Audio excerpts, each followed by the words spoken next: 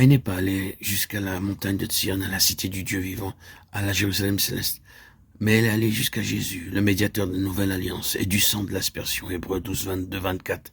Là, elle voit que le chemin qui va jusqu'à Dieu est un chemin que le sang a ouvert et couvert, et que c'est par le sang seulement qu'elle a toute liberté d'entrer en la présence de Dieu. Ce n'est point à cause de ses expériences passées, ce n'est point à cause de sa communion avec le bien-aimé, mais c'est uniquement parce que le sang a accompli la propitiation, et à cause du sang porté à l'intérieur du voile par le Seigneur qu'elle ose s'approcher de Dieu, Christ ayant obtenu une éternelle rédemption, Hébreux 9, 12. Grâce à la valeur infinie du sang de Christ, elle peut demeurer dans la glorieuse lumière de la Shrina, la présence divine, pour être sanctifiée par l'Esprit et pour obéir à Jésus-Christ, 1 Pierre 1, 2. Maintenant, l'âme est cachée dans le sens le plus profond du mot, cachée en Christ, crucifiée par la foi en l'œuvre du Saint-Esprit. Elle échappe à la puissance de la vie naturelle et découvre que la vie nouvelle a sa source dans le cœur même de Dieu. Cachée avec Christ en Dieu, elle n'en doit plus sortir jusqu'à l'avènement du Seigneur. Apocalypse 3, 12. Quand Christ qui est notre vie paraîtra, alors nous paraîtrons aussi avec lui et partagerons sa gloire. Colossiens 3, 4. Dans la description que fait le bien-aimé, où il compare l'âme rachetée à la cité du roi, nous retrouvons quelques-unes des caractéristiques de la nouvelle création, caractéristiques déjà esquissées par le Seigneur au début de son union dans les lieux célestes, avec l'âme rachetée.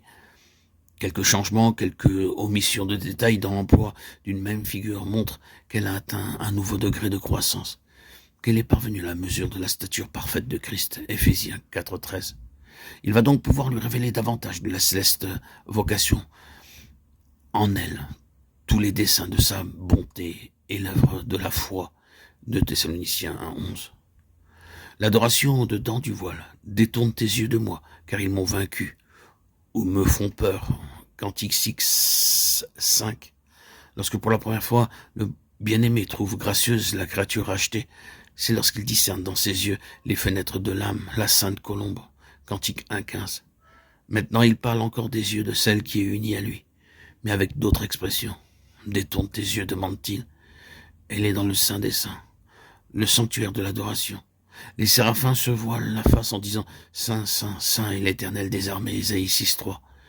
Une figure voilée convient à l'adoration en la présence d'un Dieu saint. Le respect et une sainte frayeur sont comme la marque de ceux qui sont admis en la présence du Dieu saint. Détourne tes yeux de moi, car ils m'ont vaincu. Littéralement pris d'assaut. En présence de Dieu, elle est dans le lieu de la puissance, là les yeux tournés vers Dieu, et qui exprime l'insigne faiblesse et la dépendance de la créature, sont tout-puissants sur l'Éternel. Le bien-aimé est vaincu par cet appel muet, par un seul regard de celle qui s'est réfugiée en lui. Aussi ne peut-il autrement que lui répondre « Me voici ». Et il se tient à ses côtés dans tous ses combats. C'est ainsi que ceux qui sont cachés sont redoutables, comme des troupes en marche sous leur bannière, car ils sont puissants et ils peuvent prévaloir auprès de Dieu. Le grand Dieu puissant est terrible, terrible contre les légions des ténèbres. Deutéronome 10, 17, Psaume 68, 35. Détourne ici tes yeux de moi, car ils me font peur, dit le bien-aimé. Et l'Éternel dit à Moïse, descends comme somme le peuple de ne point faire irruption vers moi pour voir de peur qu'un grand nombre ne périsse.